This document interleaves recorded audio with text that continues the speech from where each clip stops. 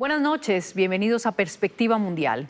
Hoy dedicamos esta emisión a una inesperada réplica en versión latinoamericana de la guerra arancelaria como estrategia de presión diplomática que puso de moda a Donald Trump.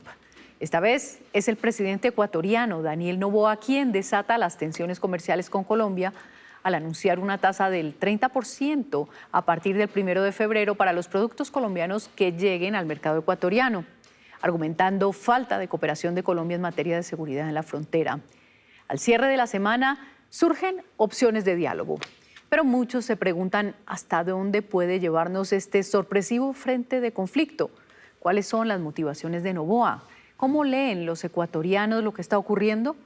Para hablar de todo esto nos acompañan desde Quito Stephanie Macías, consultora en comunicación estratégica, manejo de crisis, asuntos públicos y regulatorios, y Santiago Basabe, profesor de Ciencias Políticas y Relaciones Internacionales de la Universidad San Francisco de Quito. Bienvenidos a los dos.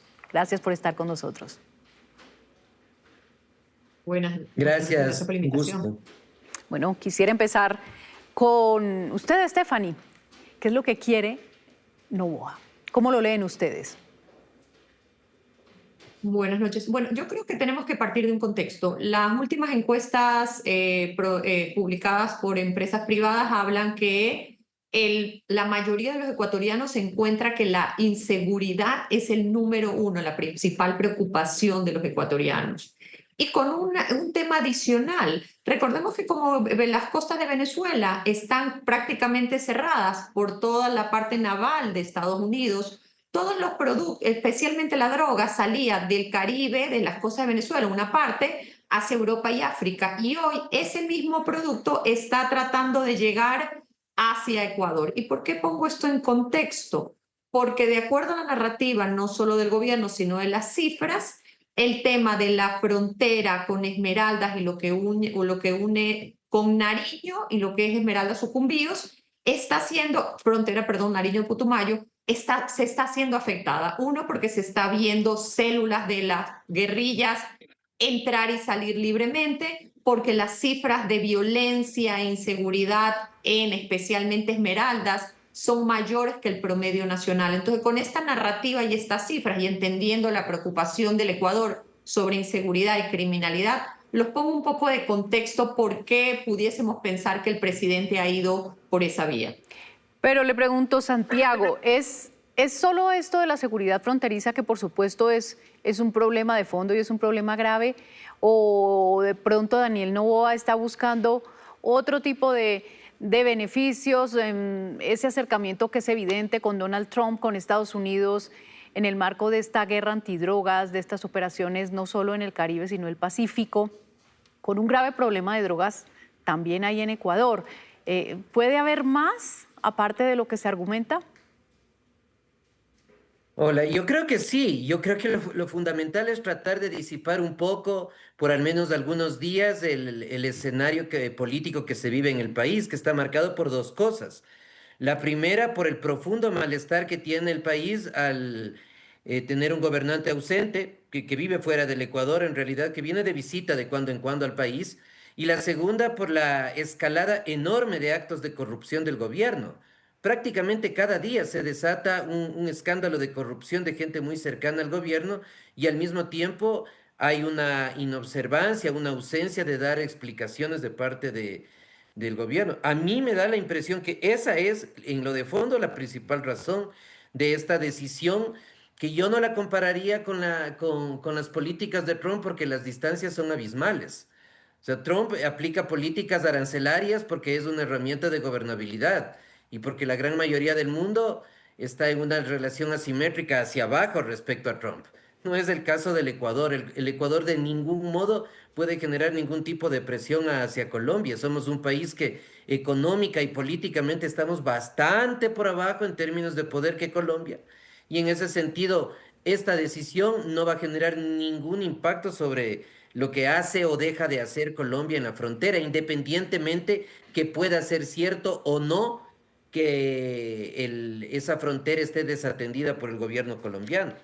Stephanie, ¿está usted de acuerdo con esa lectura de que Ecuador tiene más que perder en esta confrontación, porque por supuesto ya se produjeron los anuncios de medidas recíprocas por parte de Colombia, y un anuncio que perjudica enormemente a Ecuador, que es la suspensión de la venta de electricidad.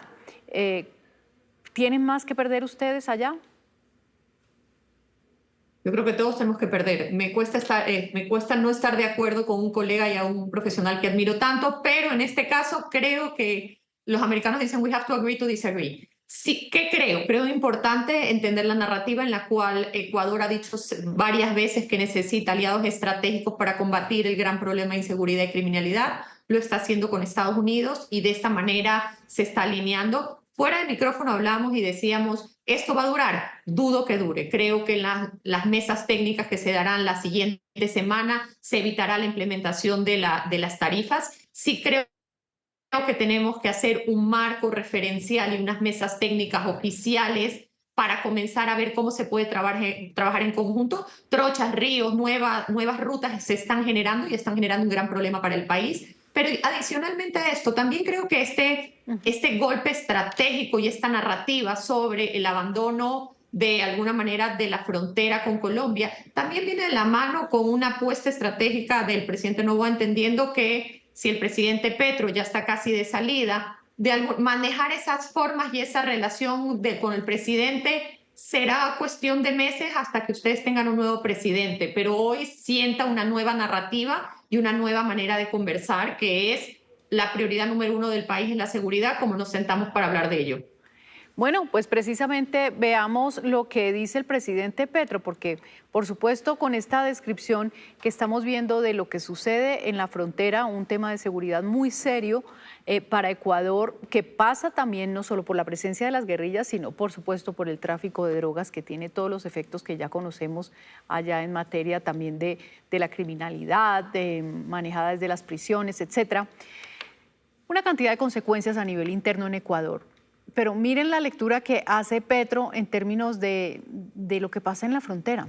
Es una demostración lo que nos dice Ecuador, hablo para Colombia, de que cada vez somos más eficaces en la lucha contra los narcotraficantes. Porque si los narcos se van para allá, yo no quiero que se vayan para allá, pero se van para allá, es porque no quieren estar aquí. Santiago, ¿cómo ve usted esto?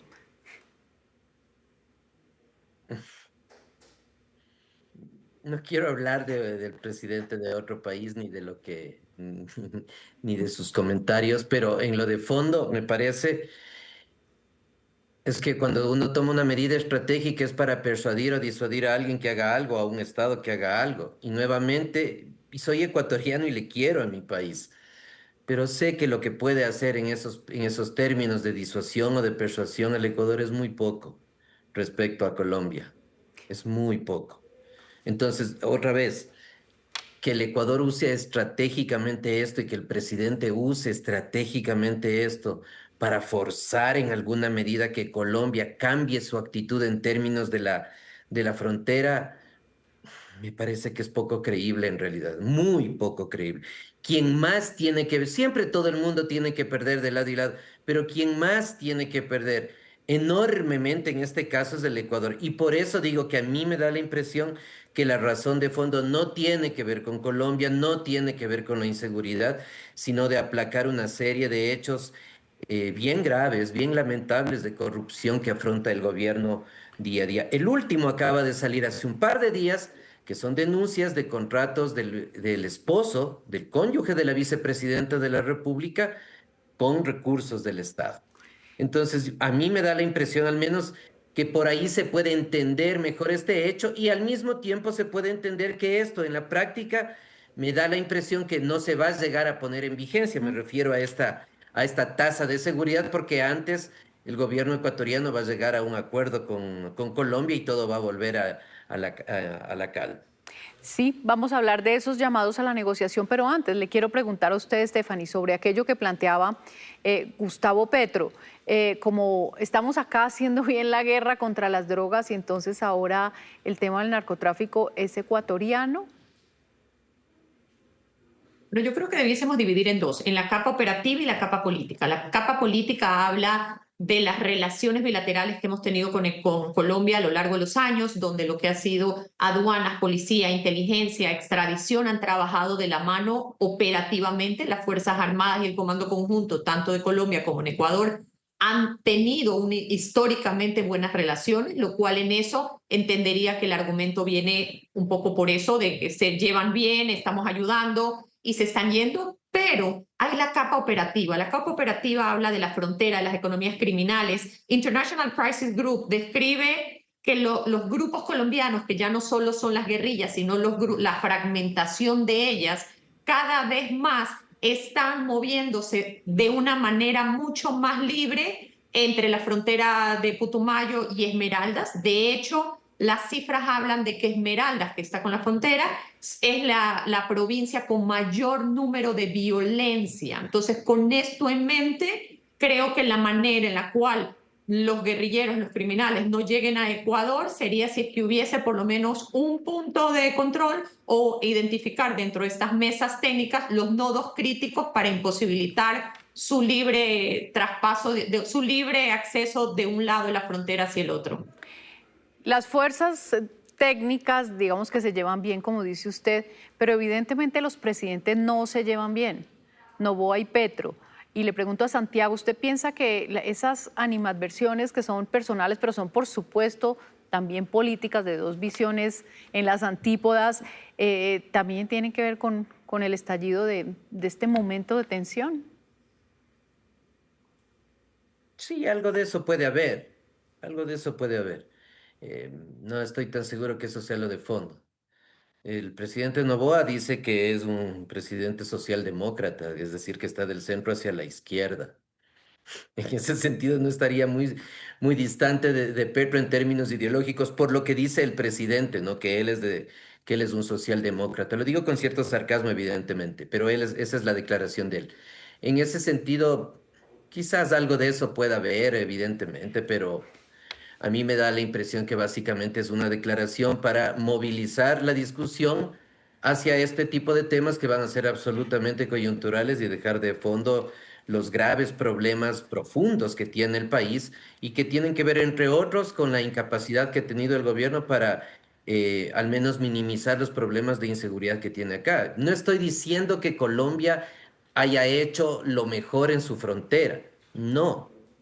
El punto no es ese. Mi punto es que si Colombia ha hecho malas cosas con una sanción aparentemente del gobierno de esto, el gobierno de Colombia con Petro o con cualquier otra persona no es que se va a inmutar mucho.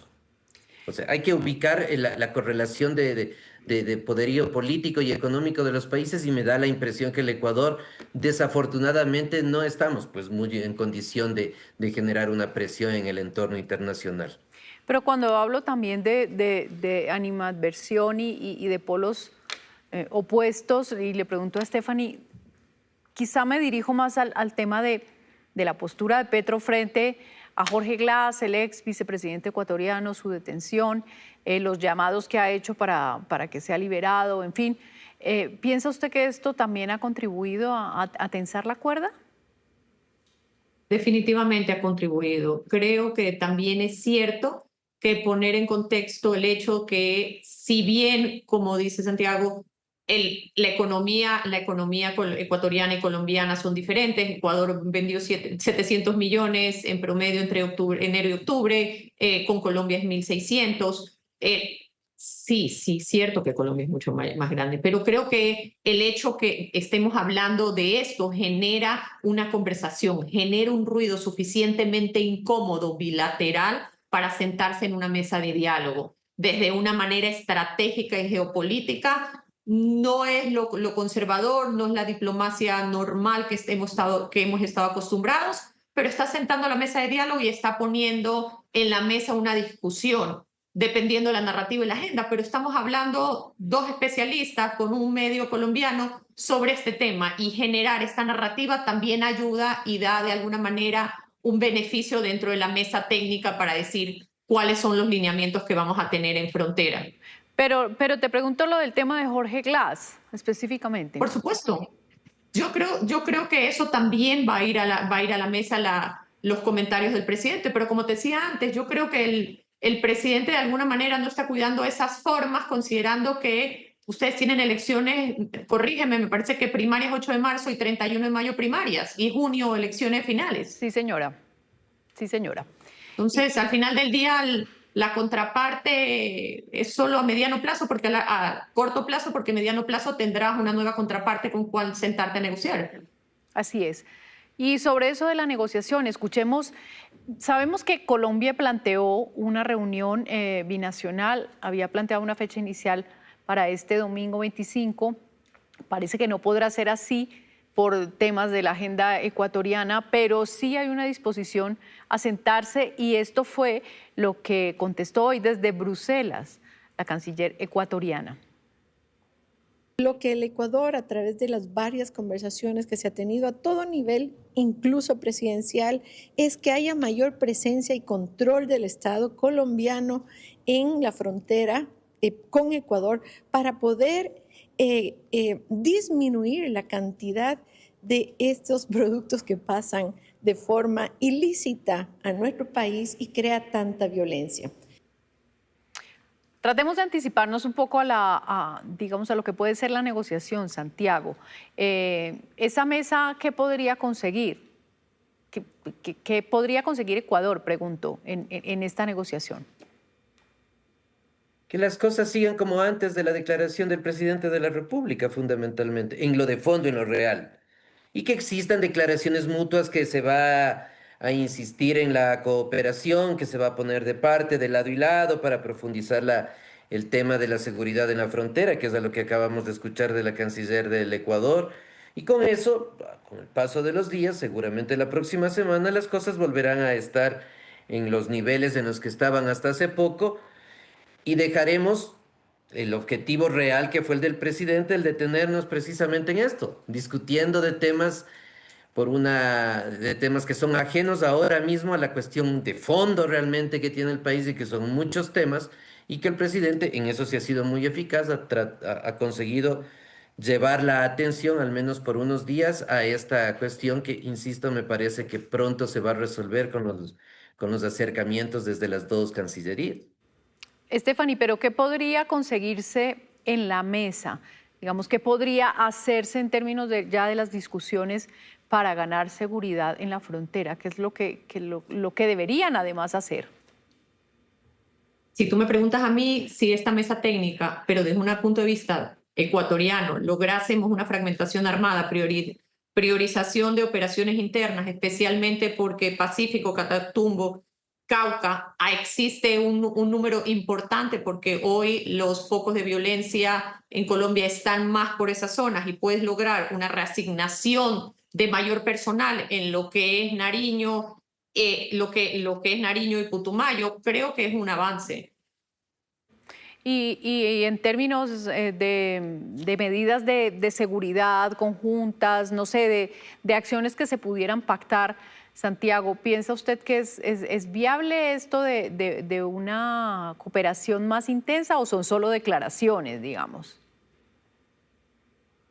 Si el presidente Petro ha tenido una política en el tema que discutimos a lo largo de su periodo que está por finalizar, me cuesta creer que ahora vaya a cambiar en los últimos meses de su gobierno. Sea buena, sea mala, haya sido eficaz, no haya sido eficaz, esa es otra cuestión.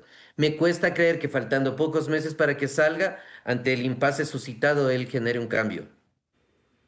Yo por eso insisto en lo de fondo, me parece que esto va a bajar de tono pronto y el escenario anterior va a volver a ser el mismo, con las debilidades del lado colombiano, con las debilidades del caso ecuatoriano, con las fortalezas y también de ambos lados. Entonces, insisto, no veo por qué el presidente Petro en este momento vaya a cambiar lo que ha hecho o deje de hacer lo que ha hecho hasta ahora. Bueno, hay un factor que es importante y es que tanto Petro como Noboa y todos los gobiernos de la región, por no mencionar a Delcy Rodríguez, están bajo una creciente presión de Estados Unidos. Stephanie, tenemos a Petro yendo a Washington la próxima semana para reunirse con Donald Trump. ¿Piensa usted que es parte de esa presión también de la estrategia antidrogas de Estados Unidos lo que está moviendo todo esto en la región? creo que aporta. Definitivamente el hecho de que la prioridad de una agenda americana, especialmente desde el punto de vista de Estados Unidos, es el narcotráfico. Definitivamente una agenda conjunta será necesaria. Y de nuevo, creo que esa mesa técnica con este alineamiento geopolítico de Estados Unidos, y si lo queremos llamar este guiño de ojos o presión de Estados Unidos para que dos países limítrofes comiencen a trabajar, así sea en un corto y mediano plazo, así sea un pequeño, 3 líneas, movilidad, logística, refugio temporal y reasignación de personal para los próximos 4 meses, es un avance. Y sobre las relaciones, Santiago, de Daniel Noboa con Donald Trump, en este momento específico de la guerra antidrogas, ¿qué podemos contar? Bueno, hay una relación cercana del gobierno ecuatoriano con el gobierno de los Estados Unidos. Ahí se dice, al menos en principio, que hay una mayor cooperación entre los dos gobiernos. No sé en qué medida la agenda nacional e internacional del Ecuador sea una prioridad para los Estados Unidos. Tengo mi impresión que no lo es, pero la relación es buena, ¿no? O sea, la relación de Petro con Trump no es la misma, evidentemente, que la relación de Noboa con Trump. Por supuesto que no. Más aún si Noboa es un nacional de los Estados Unidos. Claro, la relación es mucho mejor. Y en ese sentido, nuevamente, si de cercanías hablamos, la cercanía del presidente ecuatoriano es mayor. Sí, y eso le proporciona una cierta desventaja a Petro. Le pregunto a Stephanie con respecto pues a todo este nuevo posicionamiento regional. Repíteme, ¿le da ventajas a quién, perdón? Pues a Noboa frente a Petro, esta tensión entre Ecuador y Colombia de cara a Estados Unidos y a este reposicionamiento. Definitivamente. Por 20 años con Uribe, Santos, Duque, de alguna manera Colombia era el hub de las relaciones con Estados Unidos. Estados Unidos de alguna manera manejaba la relación con Latinoamérica desde Colombia, que siempre ha sido su aliado estratégico natural. Hoy con el gobierno de Petro, con no solo la ideología, sino las formas, Ecuador hoy es visto desde otra óptica y ese acercamiento definitivamente está siendo aprovechado a través del gobierno de Noboa para fortalecer relaciones y identificar cuál es este delineado de cancha donde pueden trabajar en una agenda bilateral, binacional. Y sobre Noboa en materia interna, Santiago, ¿piensa usted que está enfrentando una crisis también que se le está saliendo de las manos con todo este tema de cárceles, de motines, en los cuales la delincuencia, los grupos criminales demuestran su poderío y el nivel de control que tienen? Bueno, en el tema de seguridad se le escapó de las manos hace mucho tiempo ya. Eso no es una novedad. Lo que sí es una novedad es lo que decía al inicio, ¿no? Los escándalos de corrupción son prácticamente a diario. La prensa nacional los reporta día a día. Eso sí es una novedad, el hecho de que sean cada vez más cercanos. Para la audiencia colombiana, el Ecuador hace más de 2 meses no tiene un ministro de Salud Pública, por ejemplo. El gobierno dice que le ha encargado ese espacio a la vicepresidenta, pero la vicepresidenta también mantiene distancia respecto a eso. Tú puedes entender un país donde tengas más de 60 días sin un ministro de Salud Pública. Eso pasa en el Ecuador. No es mi opinión. No es mi opinión, es un hecho. Bueno, Entonces, Bueno, no, iba a decir que acá tenemos nuestras propias particularidades con esos temas, pero le quería preguntar a Stephanie si eso hace mella, está haciendo mella lo que menciona Santiago, los escándalos de corrupción y la situación interna en lo que uno podría considerar la gobernabilidad o por lo menos la popularidad de Noboa y del gobierno. Definitivamente el gobierno tiene retos y tiene muchos casos que tiene que responder, eso es indiscutible.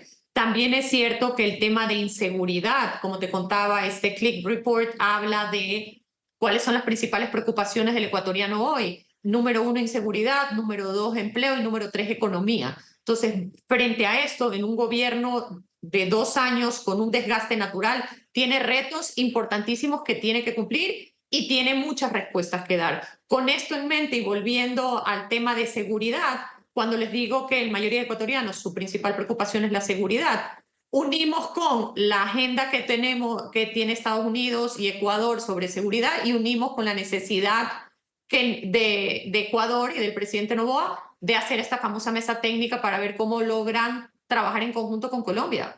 Y te pediría, ya casi terminando el programa, como a manera de conclusión, como una visión de lo que piensas que será la relación colombo-ecuatoriana ya de cara a esta recta final del gobierno Petro, a lo que ustedes mencionaban, unas elecciones y seguramente un movimiento aquí.